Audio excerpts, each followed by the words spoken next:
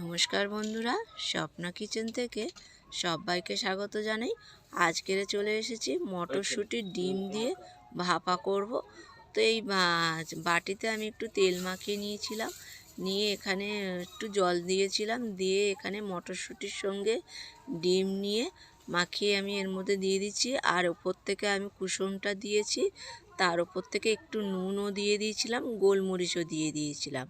তো দিয়ে এরকম একটা স্ট্যান্ড বসিয়েছিলাম। স্ট্যান্ডটা দেখলাম অসুবিধা হচ্ছে, স্ট্যান্ড নামিয়ে নিয়ে আমি এমনি ফ্রাই প্যানে সেদ্ধ করে নিয়েছিলাম, বাটি বসিয়ে ভাপিয়ে নিয়েছি।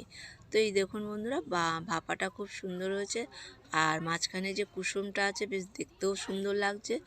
এদিকে ফ্রাই প্যানে আমি এগুলো আঁচ কমিয়ে ভালো করে ভেজে নেব। তো পুরো ভিডিওটি দেখার অনুরোধ রইল। আর এখানে আঁচ কমিয়ে এটা ভাজতে হবে। আর নুনটা এর মধ্যে ঠিকঠাকভাবে দিতে হবে, যেন এই সেদ্ধটার মধ্যে যেন নুনটা ঠিকঠাক হয়, তবেই বন্ধুরা খেতে ভালো লাগবে। তো আমি মটরশুঁটির সঙ্গে নুন মাখিয়ে নিয়েইছিলাম, ফের আমি ওপরে যখন ডিম দিই তাতেও একটু নুন গোলমরিচ আবার ছড়িয়ে দিয়েছিলাম। তো আমার ভাজাটা এদিকে প্রায় হয়ে এসেছে। আর এইভাবে আঁচ কমিয়েই ভাজতে হবে, এরকম আঁচ কমিয়ে কড়া করেই ভেজে নিতে হবে। আর এদিকে আমি একটু আলু কেটে নিয়েছি, আর কি মশলা দেব সেটাই দেখাচ্ছি। পেঁয়াজ নিয়েছি, এর মধ্যে নিয়ে নেব গরম মশলা, আর নিয়ে নেব আদা রসুন কুচিয়ে রেখেছিলাম সেটাই। আর এখানে নিয়ে নেব এরপরে লঙ্কা, শুকনো লঙ্কা, কাঁচা লঙ্কা, এবার নিয়ে নেব এবার টমেটো, আর অল্প একটু জিরে, নুন, সবগুলো দিয়ে এটা পেস্ট করে নিয়েছি। কেউ চাইলে শিলেও করতে পারে।